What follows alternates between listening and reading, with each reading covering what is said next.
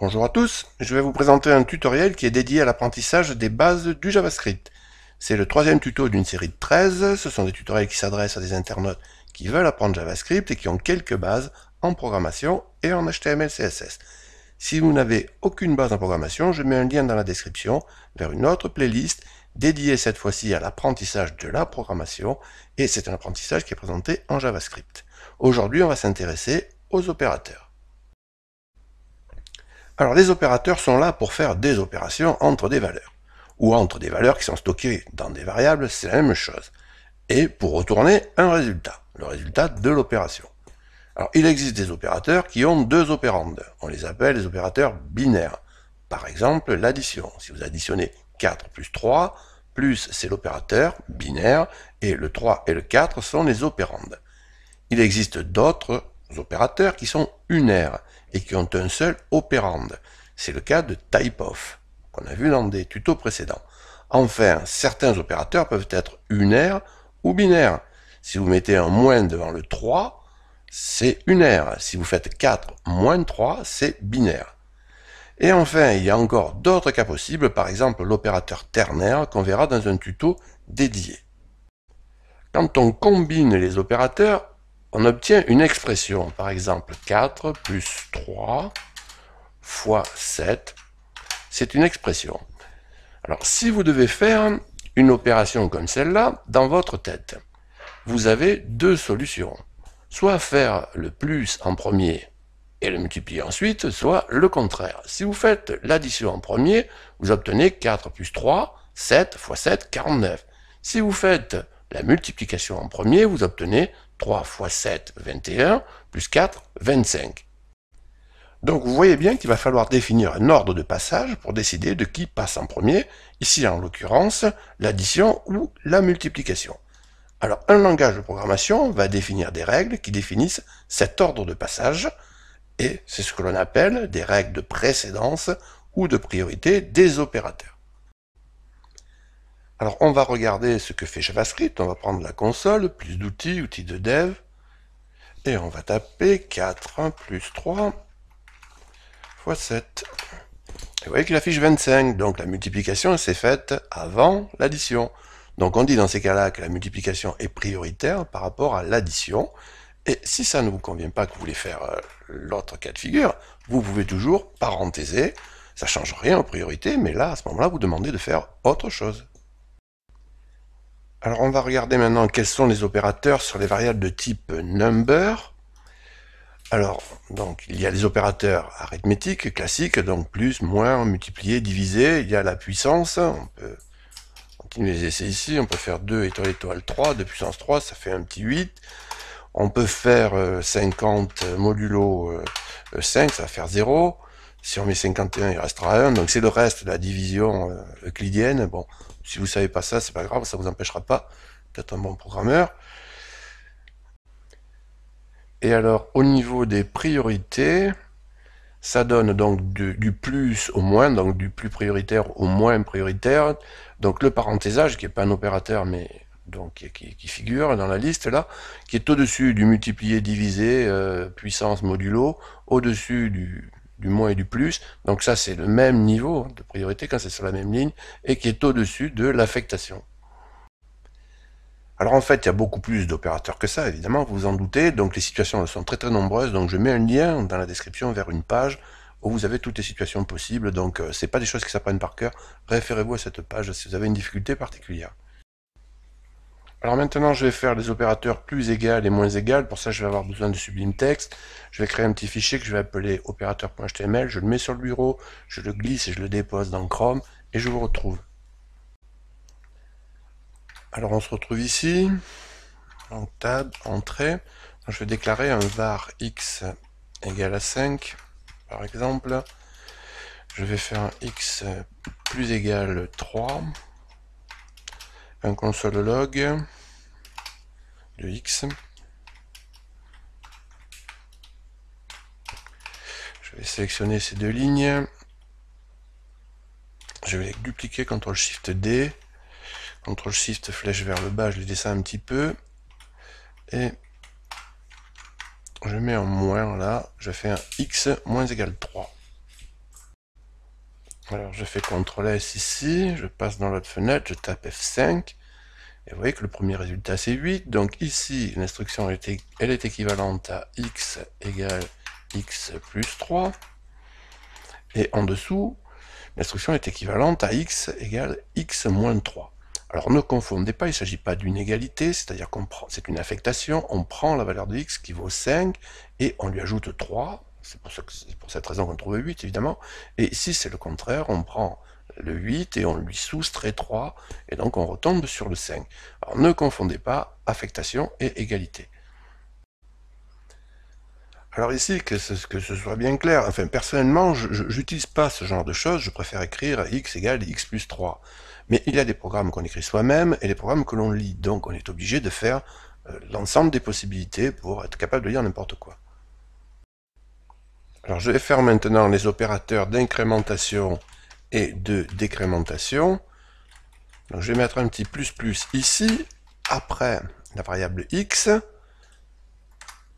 Donc regardez, lorsque le x arrive sur le console log, il vaut 5, il est affiché, puis incrémenté ensuite, puisque le premier affichage vaut 5, et le deuxième 6. Si vous le mettez par contre avant la variable, ici, vous allez voir qu'il va être incrémenté avant cette fois-ci, et donc affiché à 6. C'est pareil pour le moins moins, on va le mettre le moins moins derrière.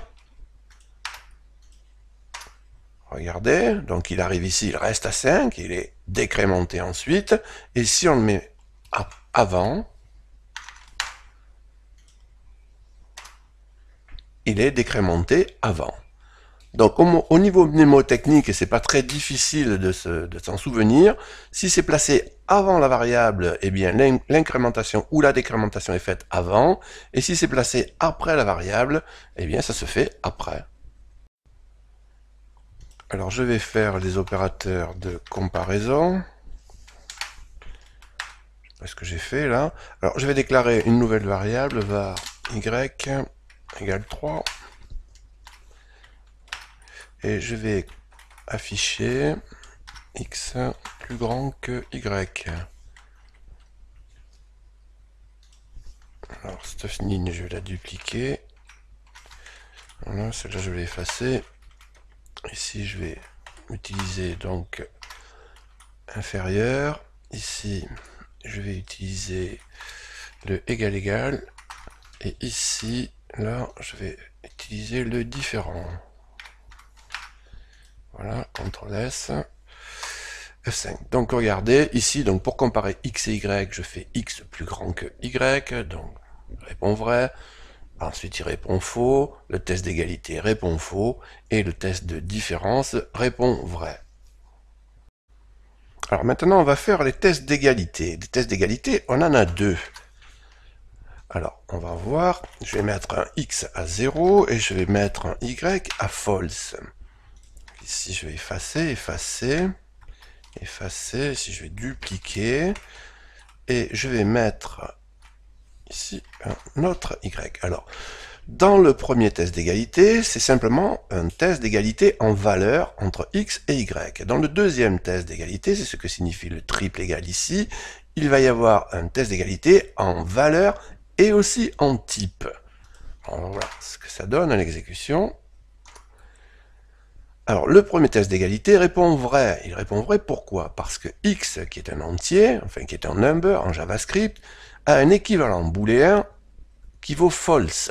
Donc comparez false et false, le test d'égalité vous renvoie vrai. Dans le deuxième cas, vous comparez la valeur et le type. Donc là, le type, évidemment, c'est pas les mêmes, puisque un est un number et l'autre est un booléen. Donc il répond false. Alors maintenant, on va passer aux opérateurs sur les variables de type string, donc les chaînes de caractères. La principale opération que l'on fait sur des chaînes en utilisant un opérateur, c'est la concaténation. On assemble les chaînes bout à bout et il en faut deux minimum. Je vais déclarer une première chaîne, str1. Je vais l'appeler, alors je vais mettre dedans le début. La deuxième, str2. Et je vais mettre dedans la valeur et la fin. Dans le console log, je vais afficher la concaténation des deux, str1, alors plus pour concaténer str1 et str2. Donc vous voyez que pour concaténer deux chaînes, JavaScript considère que ça revient à les ajouter et utilise aussi l'opérateur plus. Alors l'opérateur plus qui est utilisé aussi pour l'addition. Donc ça veut dire que l'opérateur plus est utilisé en JavaScript avec deux types d'opérandes différents. Et dans ce cas-là, on dit que l'opérateur est surchargé.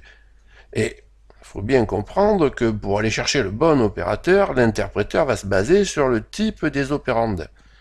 Donc c'est important d'être sûr qu'ils sont du même type, soit des numbers, et il ira chercher l'addition, soit des chaînes, des strings donc, et il ira chercher la concaténation. Alors pour savoir si deux chaînes sont égales, c'est-à-dire ont le même contenu, vous pouvez utiliser le test d'égalité, les tests d'égalité, le double égal ou le triple égal. Alors ici je vais mettre deux fois les mêmes chaînes. Je vais écrire Paris, et pareil ici, je vais écrire Paris. Et ici, je vais faire un test d'égalité sur les chaînes, donc je vais utiliser le triple égal. Donc, évidemment, c'est juste. Alors, qu'est-ce qui se passe si on met une minuscule ici? Alors, ça vous étonnera pas, étant donné que JavaScript est case sensitive, il va nous répondre false. Alors, les autres opérations sur les chaînes, les opérations traditionnelles de manipulation, c'est-à-dire extraction de sous-chaînes, passage en majuscule, en minuscule, se font avec des fonctions spécifiques qu'on verra plus tard. Alors on va passer maintenant aux opérateurs sur les variables de type booléen. Alors ici je vais déclarer deux booléens, je vais mettre bol plutôt. Je vais les mettre tous les deux à true. Ici, je vais placer un et logique. Et il me reste encore à rectifier ici bol. Et ici bol.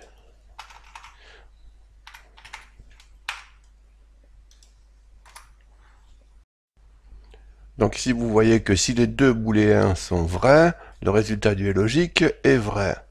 Alors si vous testez tous les cas de figure, vous en arriverez à ce tableau et vous en arriverez à la conclusion que pour que le et logique soit vrai, il faut que les deux booléens ici soient vrais. Alors maintenant, on va tester le ou logique. Je vais les mettre à false. Et je vais mettre ici un ou, c'est-à-dire une double barre verticale.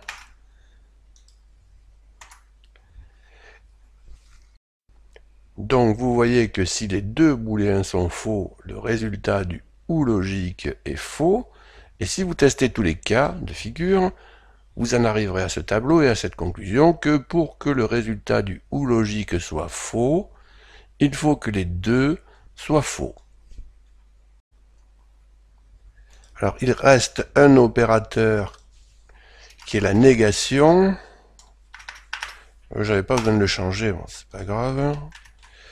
Et il faut mettre un point d'exclamation devant. Donc ici, vous inversez la valeur, c'est-à-dire que si il est vrai, eh bien, il passe faux. On va faire l'autre cas de figure, on va le mettre à false. Et là, il passe vrai. Alors ici aussi, il y a des règles de priorité. Qu'est-ce qui se passe si on écrit true, on fait un ou, encore true, et on fait un et, avec false.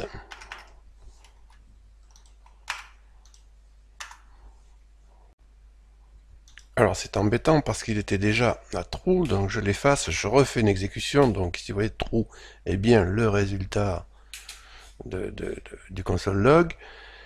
Donc qu'est-ce qui s'est passé ici? Ici c'est le et logique qui s'est fait avant le ou. Le et logique est plus prioritaire que le ou. False et true c'est false, et true ou false c'est vrai. Donc ici aussi, si on met des parenthèses, comme on avait fait au début, eh bien on peut faire ce qu'on veut. Alors ce tutoriel est terminé, je vous remercie de m'avoir écouté. Prochain tutoriel, on le consacrera aux fonctions de conversion de type. Alors si vous voulez être prévenu lors de chaque mise en ligne de nouvelles vidéos, je vous rappelle que vous avez la possibilité de vous abonner à cette chaîne. N'hésitez pas à intervenir dans le fil de discussion, surtout si vous ne trouvez pas ce que vous attendez. Et si ce que je vous raconte vous apporte un petit quelque chose, un petit coup de pouce vers le haut est toujours le bienvenu. À bientôt.